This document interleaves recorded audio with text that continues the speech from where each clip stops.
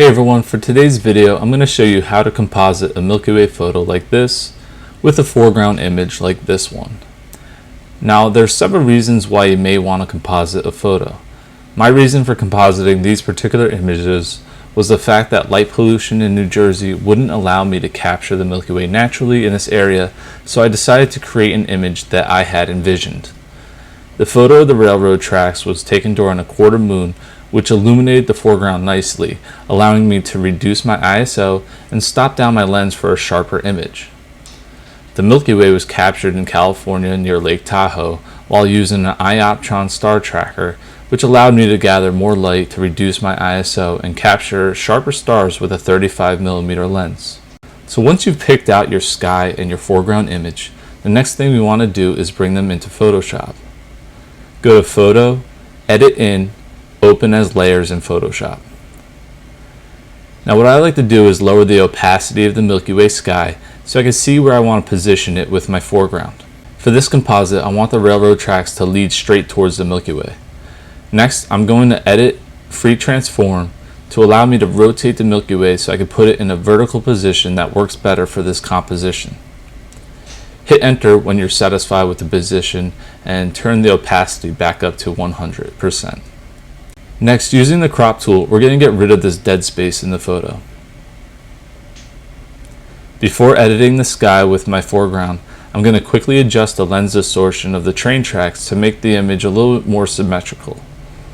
To do that, I'm going to use Edit, Transform, Warp. I want the train tracks to land on each corner of my image, and I can pull down this guide to make sure the wood planks are not too crooked. Once everything looks good, I can drag the guideline back up out of the way. I notice I have some dead space in the corners, so I'm going to actually go to Edit, Free Transform, and stretch the image just a little bit. I'm going to make a copy of the sky layer and the foreground layer.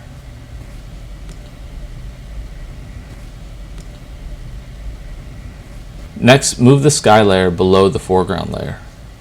Click on the foreground layer and make a layer mask. Click on the brush tool and make the color black. When we paint with the black brush on the layer mask, it will reveal the Milky Way sky below. I'm setting my opacity at 100 and my brush hardness at 100 as well. Start painting on the layer mask to reveal the sky.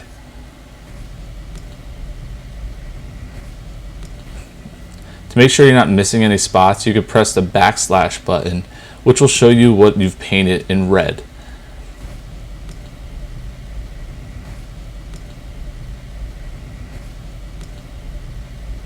Now this foreground image is a little tricky since I have some power lines that silhouette against the night sky. I'm going to roughly paint away the sky between the power lines just to get relatively close to the edge of the foreground. But you don't have to go too crazy at this particular step, because the next thing we're going to do is right click on the layer mask and choose the option Select and Mask. Now these settings will vary depending on your photo and what you're blending.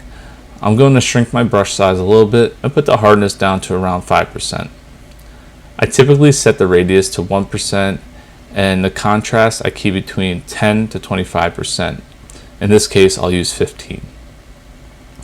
Feather I like to keep around 0.1 to 0.5%, and I put Shift Edge into the negative. This helps reduce the glowing edge you get around the foreground, but you might have to tweak that a little bit as well. Start painting where the foreground meets the sky. Once you're done painting, you might have to tweak your settings some more. The goal is to avoid an outline around the trees or whatever your foreground may be. Sometimes the Decontaminate Color option works wonders with tree lines. Other times it doesn't work so good, so you might have to experiment with this a little bit. For this particular photo, Decontaminate Colors is creating nice silhouettes for the trees that blend very naturally with the sky, so I'm going to leave it turned on. Once you're satisfied, you could click OK. Now these particular images blended relatively naturally, but sometimes you need to take your brush and put it on a very low opacity and paint some of the foreground into the sky. Keep the brush large and the opacity around 1 to 5%. The blend is going to be very subtle, but could really help make it look a little more natural if you're blending, let's say, a different color sky with your Milky Way image. You kind of want to pick up some of those tones from the foreground image into that night sky so they just look like they go together. The next thing I need to do is paint back in some of the telephone pole and the power lines. I'm going to use the polygonal lasso tool and trace along the power lines.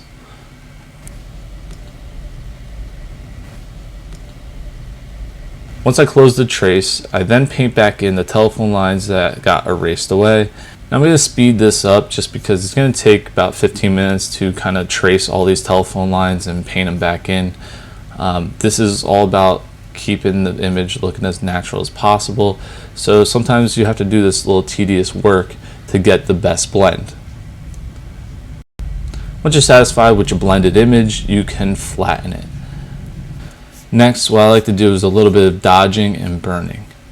I'm going to use the dodge tool and select highlights so I can make the highlights of the Milky Way pop a little bit more.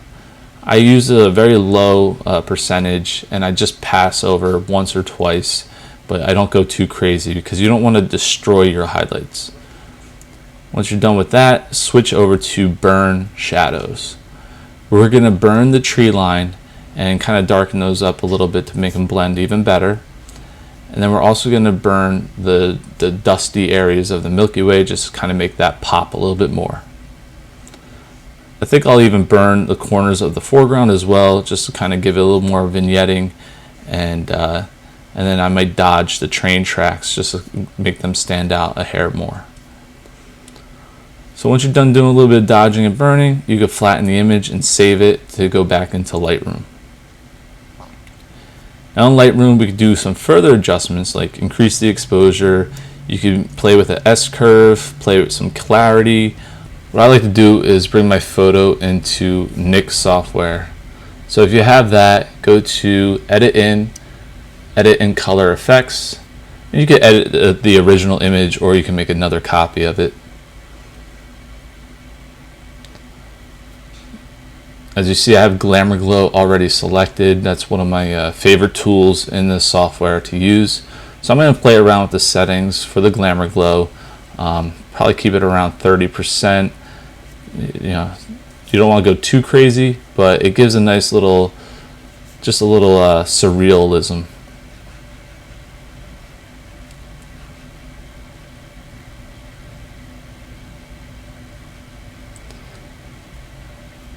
And we could also add another filter to this. So if you go to add filter and scroll down to tonal contrast, you can use this to make the Milky Way and the foreground pop a little bit more. Play around with your contrast type. I like to use fine and kind of experiment with that. I don't go overboard with these settings. Like I said, I try and keep everything as subtle as possible. The more you do this type of processing, the more you could reintroduce noise and make your image grainy, and we're trying to avoid that. We want things to pop, but we also want them to stay natural, and we don't want to destroy the image, because if you're selling it at large format, whether it's through a stock agency or on your own website, and people want to buy that image really large, you don't want them to get this grainy piece of crap. So just use everything with caution. Don't go overboard with it. Alright guys, so that's it for this tutorial. It's pretty easy to composite. The hardest thing is making it look as natural as possible. That comes with some time and practice, and you really have to find images that work well together. So experiment and have fun. Take care. Bye.